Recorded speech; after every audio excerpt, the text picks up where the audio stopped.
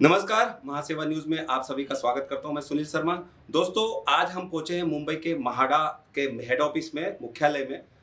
महाराष्ट्र सरकार, उद्धव ठाकरे सरकार ने एक अहम निर्णय लिया है। निर्णय ऐसा है कि मुंबई जो शहर है, मुंबई उपनगर नहीं, शहर की जो पुरानी सेज और काफ़ी पुरानी जो इमारतें थी, उनका एक बोनाज़ा दिया एफएसआई, इंसेंटिव एफएसआई के रूप में। और एक बड़ा निर्णय हो सकता है ये, जो कोरोना के बाद, जीएसटी के बाद और रेरा के बाद जो ठप पड़ा था रियल एस्टेट कारोबार, उससे कुछ राहत मिलेगी। डेवलपर को तो मिलेगी, साथ ही लोगों को मिलेगी जो पुरानी जर्जर इमारतों में रहते थे। इस पूरे मामले में हम बात करेंगे। हम म्हाडा में मौजूद है, म्हाडा के जो सभापति हैं, चेयरमैन है डॉक्टर विनोद घोसालकर हमारे साथ मौजूद है। विनोद जी, आपका स्वागत है। विनोद जी, ये जो निर्णय लिया सरकार ने, उद्धव ठाकरे सरकार ने, क्या कहेंगे, क्या है इससे, किन लोगों को राहत मिलेगी? मैं महाराष्ट्र के मुख्यमंत्री उद्धव जी और उनके मंत्रिमंडल को धन्यवाद देना चाहता हूँ। इस दक्षिण मुंबई में 100 साल, 150 साल और 50 साल की भी जूनी इमारतें है, तो रीडेवलपमेंट करने में बहुत प्रॉब्लम आता था। एक तो पूरे जमाने में ओपन एपीएसआई नहीं रखा था, तो हम लोग ने उसके लिए महाराष्ट्र शासन ने क्लस्टर लाए कि सारे 4000 स्क्वायर मीटर की जो जगह है उसमें जितनी इमारत है वो इमारत साथ में रीडेवलप कर सकती है। और उसमें एक थोड़ा प्रॉब्लम था कि नॉनसेंस भी इमारत उसमें थी, तो वो भी उसने हमें एक दिलासा दिया है कि नॉनसेंस इमारत भी हम लोग एक्वायर कर सकते हैं और क्लस्टर में रीडेवलपमेंट कर सकते हैं। एक बहुत बड़ा अच्छा कानून लाया है। दूसरा कानून लाया है माननीय मुख्यमंत्री महोदय ने। बहुत सारे इमारतियाँ डेवलपर या मालिक 10-10 साल एनओसी लेके नहीं करते हैं, तो अभी 3 साल का रिस्ट्रिक्शन दिया है। अगर 3 साल में अगर कोई डेवलपर ने हमारे पास प्रपोजल दिया है और वो प्रपोजल अगर वो नहीं करते हैं, तो उनको एक 6 महीने की नोटिस देने की। अगर 6 महीने में उसने काम चालू नहीं किया तो टेनेंट को देने का, उसमें भी 6 महीने का उनको मुदत देगा। नहीं तो डीम एक्वायर म्हाडा सबमिट करके म्हाडा उसका काम शुरू करेगा। ये भी कानून में बदलाव लाया है। अब ये जूनी इमारती में जो हमारे म्हाडा के लैंड पे थी, जैसा रिकंस्ट्रक्शन आरटी बिल्डिंग बोलते हैं, उसमें पहले थी चाल थी, बाद में वो लोग ने बिल्डिंग बनाया और टेनेंट आ गए, और वो एपीएसआई में बिल्डिंग प्रॉफिटेबल नहीं होती थी। लोगों को भाड़ा देना, कंस्ट्रक्शन कॉस्ट करना, जो आपका परसों का जो कानून आया है, तो वो कानून जो आया है उसमें हमको रिलैक्सेशन मिला है कि हमें 37 या 39 में वो हम लोग डेवलप कर सकते हैं। और इंसेंटिव एपीएसआई जो 50% और 100% किया है, इसलिए दक्षिण मुंबई का चेहरा बदल जाएगा, ऐसा मुझे लगता है। बिल्कुल, साउथ मुंबई का चेहरा तो बदलेगा। लोगों के भी चेहरे पर खुशहाली है, जहाँ पर डेवलपर देखें, डेवलपर भी वायबल प्रोजेक्ट होंगे तो आएंगे। क्या कहेंगे, जो करीबन 15,000 ऐसी बिल्डिंग है पुरानी जो सेज और दूसरी आती थी, वहां पर होता क्या था? जो डेवलपर है, लैंड ऑनर है, बिल्डर है, और ये म्हाडा और ये सब चीजों में वायबल प्रोजेक्ट नहीं बिकता था। बहुत सारे इश्यूज है जो आपने कहा कि 10 सालों से वेट कर रहे हैं। नहीं, दूसरा एक हम लोग जो लैंडलॉर्ड का भी हमने सोचा है। पहला कानून में ऐसा था 100 महीने का भाड़ा लो और वो भाड़े में आप निकल जाओ। वो हमारी लैंडलॉर्ड की सुप्रीम कोर्ट में केस चालू है 13 जज के सामने।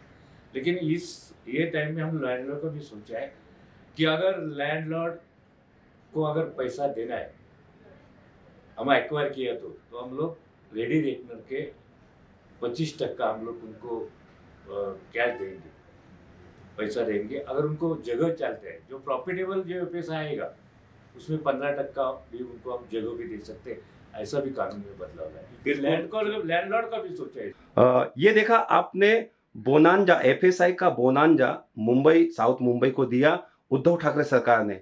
ये था ठाकरे सरकार की तरफ से विनोद घोसालकर, डॉक्टर विनोद घोसालकर का कहना। लेकिन अब दिखाते हैं जो कंज्यूमर की आवाज उठाने वाले, मुंबई करो की आवाज उठाने वाले हाउसिंग गुरु रमेश प्रभु जी का इस पर क्या कहना है। शुक्रिया सुनील जी। ये जो मुद्दा आज महाराष्ट्र गवर्नमेंट ने लाया है, मुझे लगता है कि ये बहुत बड़ा एक क्रांतिकारक निर्णय है। देखिए, बाकी का जो रीडेवलपमेंट को समझते हुए ये जो सेस बिल्डिंग जो 100 साल से ज़्यादा बिल्डिंग जूनी है उसका जो कमजोरी की वजह से या उसका डिलैपिडेट होने की वजह से लेकिन रीडेवलपमेंट नहीं हो पा रहा है। कारण अनेक है। माड़ा ने इसके ऊपर 1970 से लेके मतलब गया 40 साल से इसके ऊपर कुछ ना कुछ परिवर्तन लाने का पूरा कोशिश किया। एफएसआई पहला 2 दिया, अड़े दिया, 3 दिया, अभी तो एफएसआई अनलिमिटेड किया। ये जो अनलिमिटेड एफएसआई क्या सिर्फ मुंबई में है? नहीं है। हैदराबाद में, अदर स्टेट्स में अनलिमिटेड एफएसआई है, अदर कंट्री में भी अनलिमिटेड एफएसआई है। तो ये अनलिमिटेड एफएसआई देके बिल्डर को ज्यादा बेनिफिट देता है या कंज्यूमर को नुकसान पहुंचाता है, ऐसा नहीं है। आखिर में ये जो क्रांतिकारक निर्णय है ये तो सब आम आदमी के लिए है। तो इसके लिए मुझे लगता है ये क्रांतिकारक निर्णय को मैं स्वागत करता हूँ। ये पहली मुद्दा। दूसरा मुद्दा, जैसे आपने अनलिमिटेड एफएसआई दिया जिसमें रीडेवलपमेंट होने वाला है सेस बिल्डिंग का, तो क्या होगा? इसके वजह से आने वाला दिनों में ज्यादा से ज्यादा बिल्डिंग रीडेवलपमेंट होके ज्यादा सप्लाई होगा। यदि ज्यादा सप्लाई होता है तो रेट कम होगा। ये सप्लाई एंड डिमांड का सिचुएशन है। तीसरा महत्वपूर्ण, जो सेस बिल्डिंग का जो रीडेवलपमेंट है उसमें 4 हिस्सेदार है। कौन 4 हिस्सेदार है? एक पहला जमीन मालक, दूसरा टेनेंट, तीसरा बिल्डर जो उसमें कामकाज करता है, और चौथा गवर्नमेंट भी है जिसमें माड़ा है, सब कुछ है। ये जो 4 हिस्सेदार हर आदमी अपने अपने हिसाब से एक रीडेवलपमेंट प्रस्ताव में कुछ लाने चाहते हैं, करना चाहते हैं, और 5वां हिस्सा कंज्यूमर जिनको घर लेना है। तो ये हर आदमी अपने अपने हिसाब से उसमें बेनिफिट देखने को जाएंगे तो रीडेवलपमेंट होगा नहीं। तो इसके लिए यदि हम अनलिमिटेड एफएसआई का घोषणा करते हैं, सबका हित इसमें मिला सकते, मुझे लगता है ये क्रांतिकारक निर्णय है। और इसमें क्या किया गवर्नमेंट ने? आपका एग्जिस्टिंग टेनेंट का एंटाइटलमेंट फिक्स हो गया।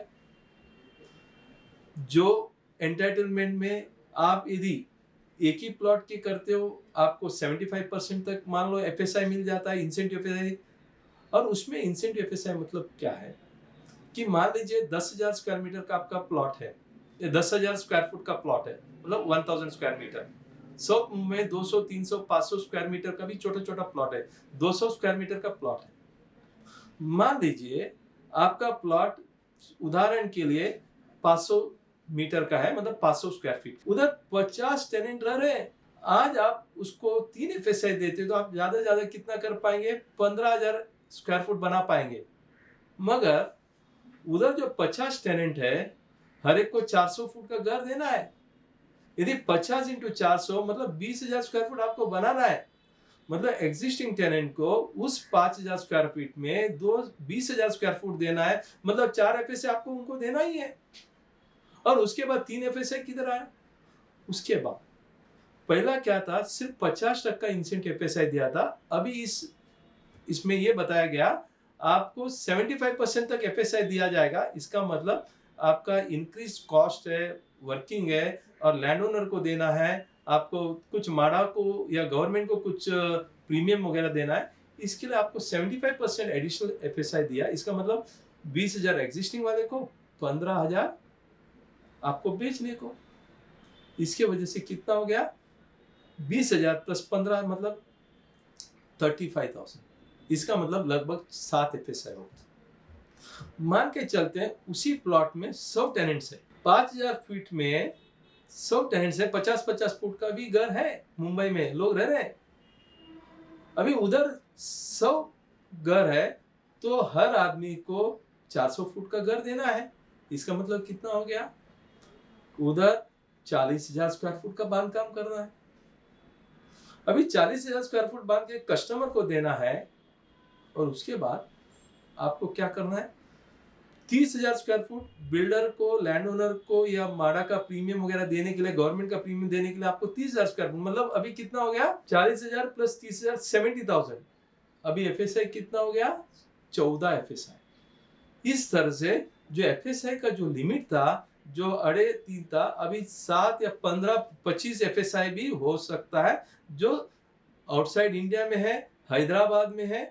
तो इस तरह का हर जगह में ये है। इसमें क्या बेनिफिट दिया है, यदि वो 2 या 3 प्लॉट के साथ मिला के यदि वो क्लस्टर डेवलपमेंट करते हैं तो आपको 75 से लेके 80, 85, 100, 99%, 100 तो इन्होंने लिखा नहीं, 99% मतलब 100, इतने आपको इंसेंटिव FSI मिलेगा। इससे क्या होगा, आजू बाजू का 2 प्लॉट है, 3 प्लॉट है, जो छोटा छोटा प्लॉट है, 500, 200, 300, 500, ये एकजुट आएंगे।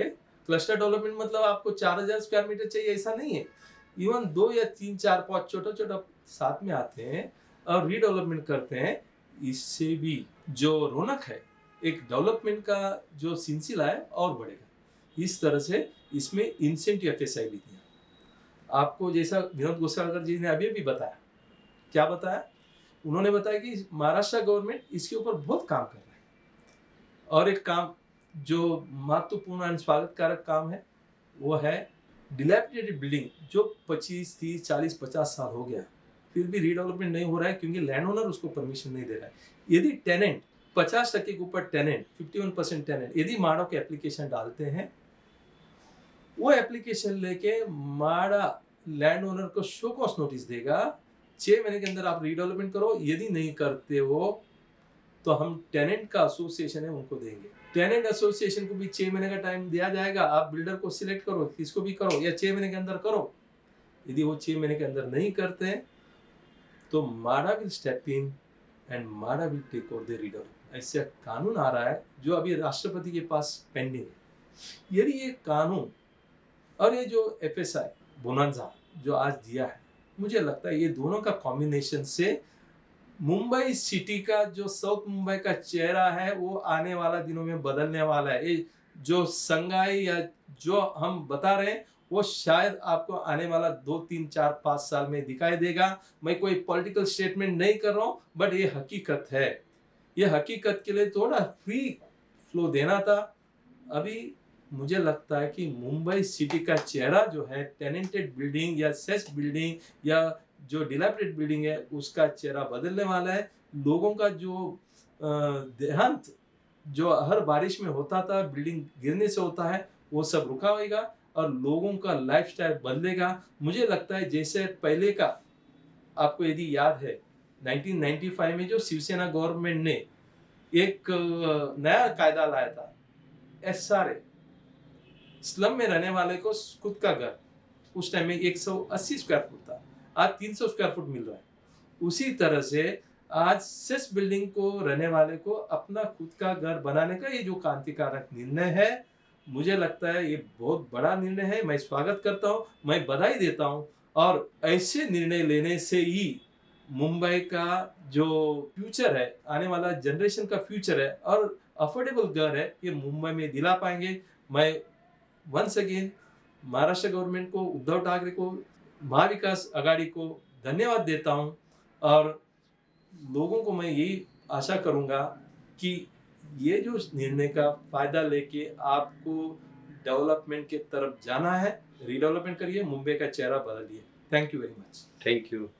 वहीं भारतीय जनता पार्टी के नेता और विधायक अतुल भातखलकर ने इस निर्णय को आम आदमी से दूर और बिल्डरों को फायदा पहुंचाने वाला बताया। क्या कुछ कहा अतुल भातखलकर ने, दिखाते हैं। नगर विकास खात्याने काल परवा काढलेल्या नवीन नोटिफिकेशनमुळे मुंबई शहरातल्या निवडक विकासकांचं हित होणार आहे। त्याच वेळेला सेस बिल्डिंग असो किंवा म्हाडा पुनर्विकास असो किंवा उपनगरातल्या इमारती असो, यातल्या भाडेकरूंच्या हिताचा मात्र बट्ट्याबोळ होणार आहे। पुन्हा एकदा ठाकरे सरकारने कोविडच्या काळात सुद्धा बिल्डरांना आपण कशी मदत करू शकतो हे दाखवून दिलंय। मात्र सर्वसामान्य लोकांच्या हितावर पाणी सोडण्याचं काम ठाकरे सरकार वारंवार करतंय। मुंबई भारतीय जनता पार्टी हे जे नोटिफिकेशन काढलेलं आहे, या नोटिफिकेशनला विरोध करेल आणि भाडेकरूंना 8% अधिक फायदा या नोटिफिकेशन मध्ये केला गेला पाहिजे, अशा प्रकारची आमची मागणी आहे. सभी वर्गों के लिए सोच रही ताकि पूरी तरह से विकास हो सके। आखिर में ये कहूंगा कि ये जो निर्णय लिया है सरकार ने, उद्धव ठाकरे सरकार ने, इसमें क्या रियल इस्टेट में मुंबई के जो हाउसिंग सेक्टर जो सुस्त पड़ा था सालों से, उसमें क्या एक नींव का पत्थर साबित होगा? जरूर वो होएगा, लेकिन दूसरी एक बात है कि ये जुने इमारती में 180 फुट की जगह है, ज़्यादा से ज़्यादा 225, उसमें ही कम है।